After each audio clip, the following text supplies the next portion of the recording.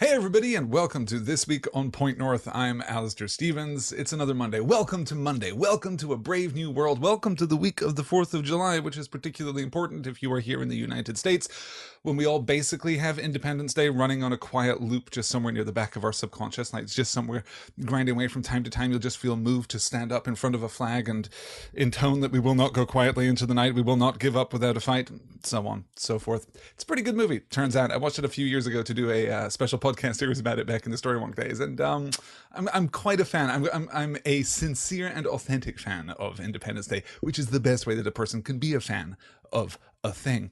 Thank you all for joining me.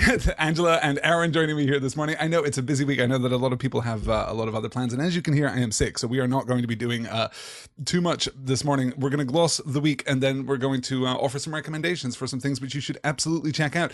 Aaron is telling me we should have Monday and Tuesday off in the US. Wednesday is an odd day for a holiday. I'm inclined to agree. This entire system, in fact, is pretty much a bad idea. I think that how can you describe this? Pinning a holiday, a public holiday, a national holiday to a specific date is a bad idea because our calendar is messed up. That means that it rotates through the year, which is just, it's no good. Sometimes a 4th of July on a Wednesday, sometimes a 4th of July on a Sunday. These things are unreliable. Thanksgiving is a holiday that has its identity really worked out. Thanksgiving always on a Thursday. That's a good day for a vacation. Actually, that's a good bit of work there. So maybe we can come up with a better solution for all of this. But or just, I don't know, relax our approach to work. Relaxing our approach to work also seems like a good idea. Though when you relax your approach to work, sometimes you end up with a calendar like my calendar for the upcoming week, which let's discuss briefly now. So everything begins, of course, right here with This Week on Point North. No book club session this evening, because I'm still sick. So we're not going to do a book club session this evening. Instead, we're going to do the book club session later in the week, very late in the week. In fact, we'll talk about that in just a moment. So no, excuse me, gosh, my throat is just messed up. This bug, I was joking on Twitter yesterday that I got infected by the black breath, but it does feel a little bit like it. It's just this like oppressive miasmic kind of thing that's weighing on me this week. So This Week on Point North obviously is happening right now. Tomorrow, 10 p.m. Eastern, 9 p.m. Central, Dear Mr. Potter 60, The Sword in the Stone, in which we are going to discuss the first 12 chapters of T.H. White's The Sword in the Stone, the first volume of The Once and Future King.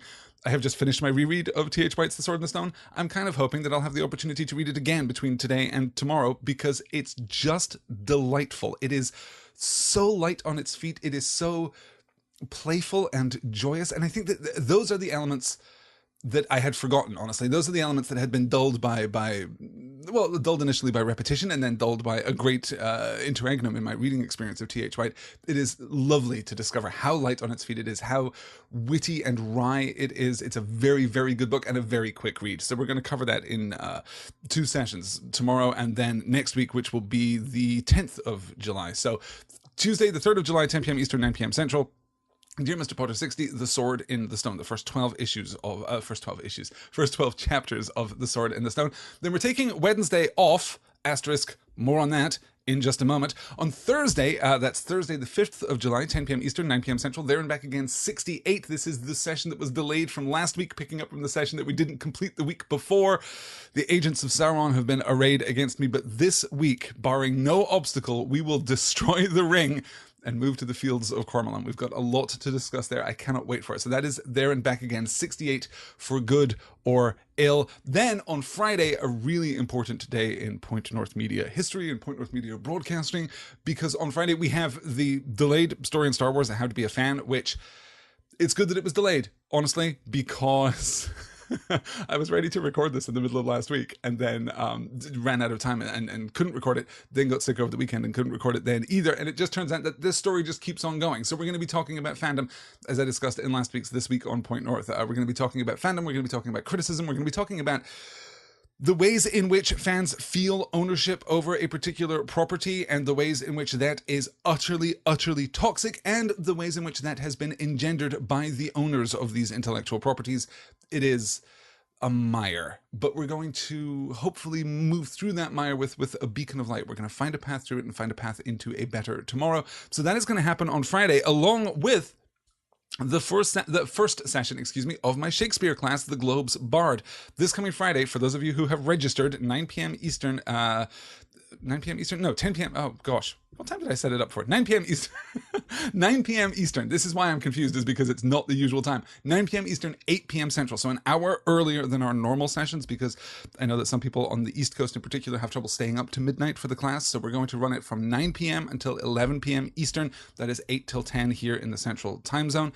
We're going to discuss Shakespeare's life and work. We're going to discuss his origins. We're going to discuss the beginning of his career, and we're going to discuss his poetry with a particular focus. Obviously, we'll cover some of the sonnets. We'll talk about the differences between the Shakespearean sonnet and the Italian sonnets that were so popular in the time. We will look at his utter mastery, but none.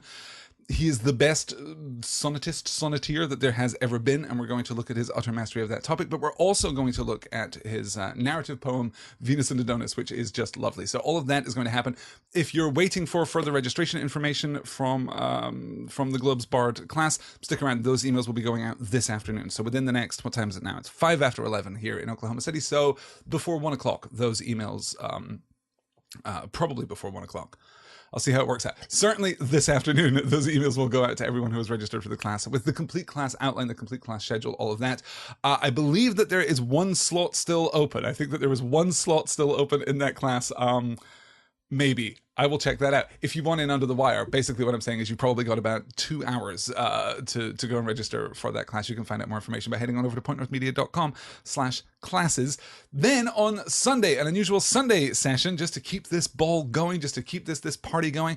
On Sunday, July the 8th, at 10 p.m. Eastern, 9 p.m. Central, we will have the second book club discussion of Dune. That is going to be followed, by the way, that is Sunday, July the 8th. Then on Monday, July the 9th, we're going to have the third discussion of Dune, in the book club, in the patron-exclusive book club discussion format. So a lot to discuss, a lot to cover. We spent an hour talking about the first, I want to say, like 8 pages of Dune last week, and that is not going to stand. So we're going to move more swiftly. We're going to, apparently, what we want from this discussion is an exploration of the bigger ideas and the bigger themes and the bigger points of philosophy contained within Frank Herbert's seminal 1965 science fiction novel. So we're going to be focusing on that a little more readily than we're focusing on the minute movement of the plot. But there's still, I mean, so very much to discuss. So that is going to be it. Let me see here. As I catch up. Oh, Angela was wondering about the Bard emails. Excellent.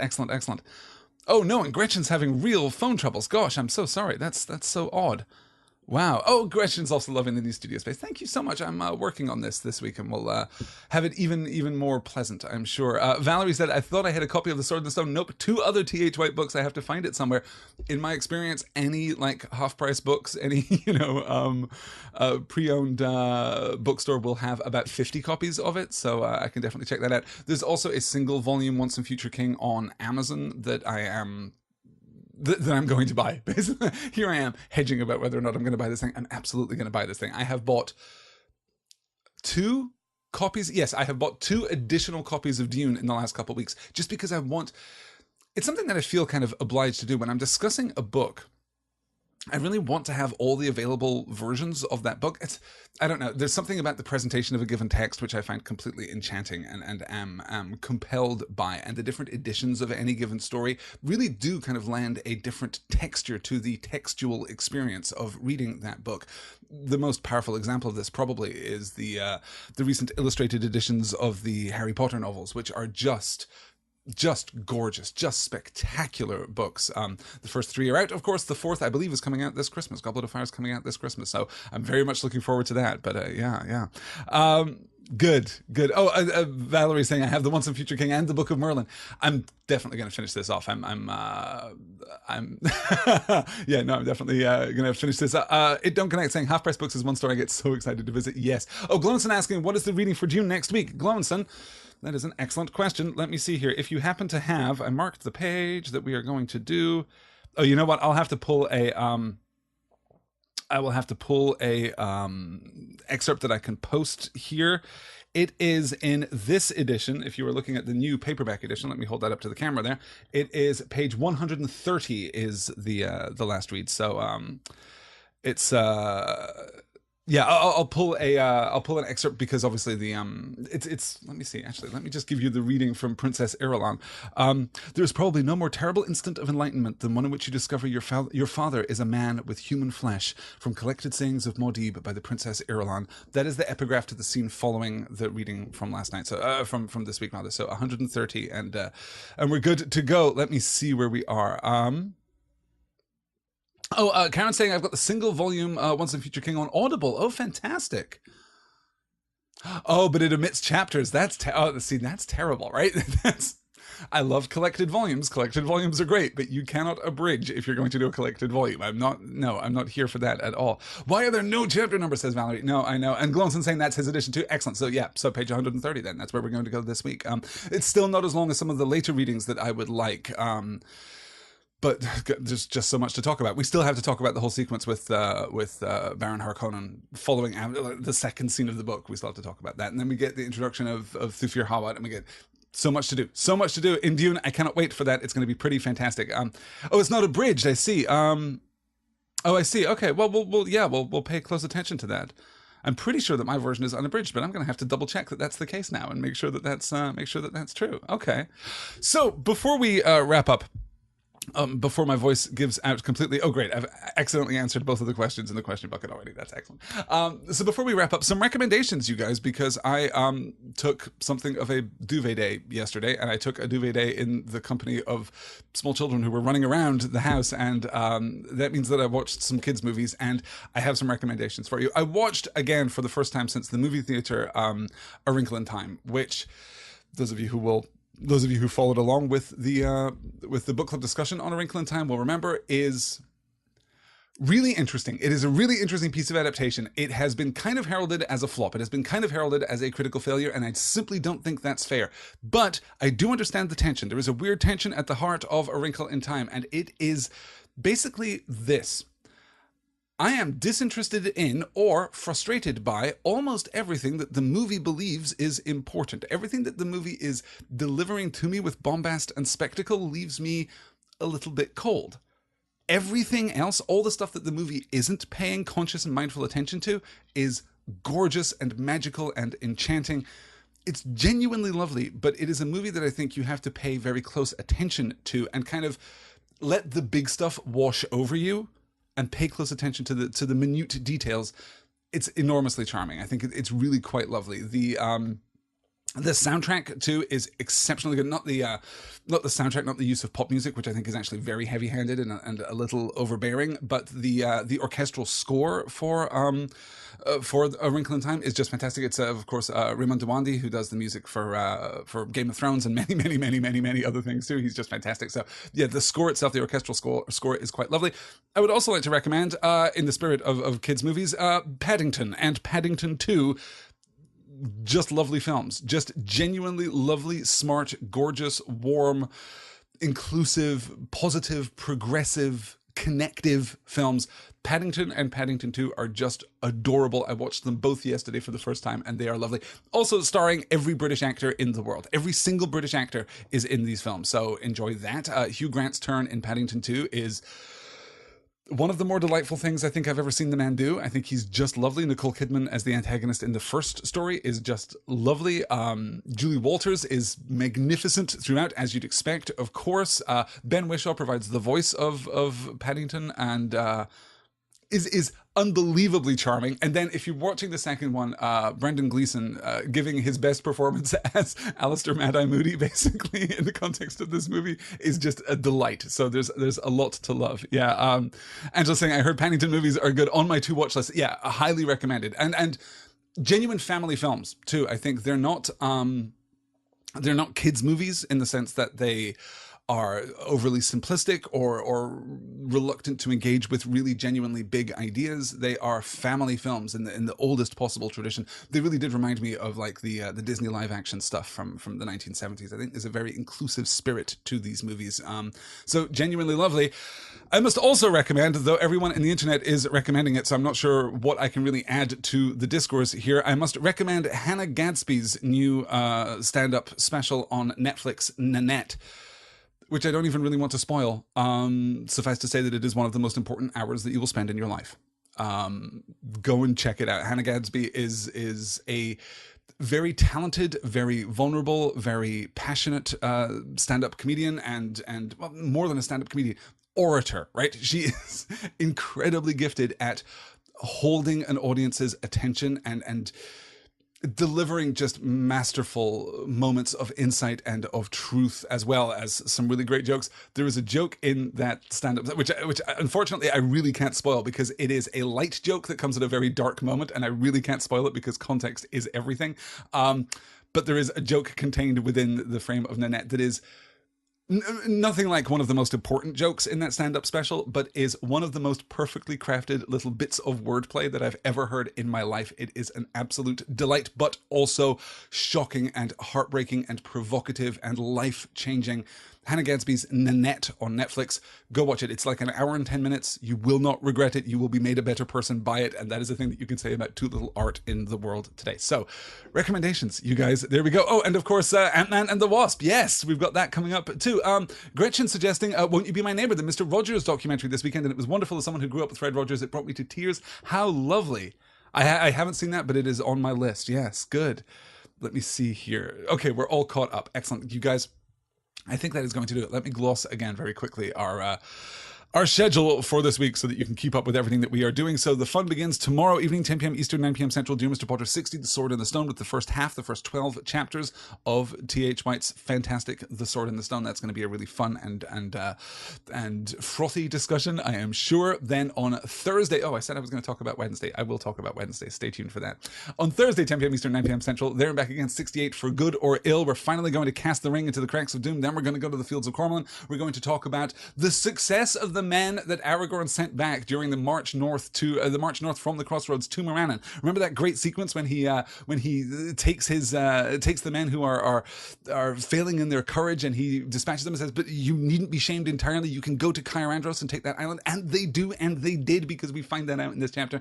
There's so much to love about this reading in The Lord of the Rings. So that is going to be Thursday, 10 p.m. Eastern, 9 p.m. Central. Friday, the first session of the Globes Bard plus Story in Star Wars 16, How to Be a Fan of Star Wars. And then on Sunday, Sunday, July the 10th, 10 p.m. Eastern at 9 p.m. Central, the second session in our discussion of Dune over in the patron-exclusive book club, which brings me to Wednesday, July the 4th. It is Independence Day. I will not be doing a podcast per se, but I am going to be taking care of some business. First thing on Wednesday morning, I'm going to be launching myself once more into the Point North Media Forum, where I have been absent for a long time because I simply haven't had the time to do it. But now I've finished the overhaul to the site and all of that good stuff that I was working on a couple of weeks ago when I took that brief hiatus.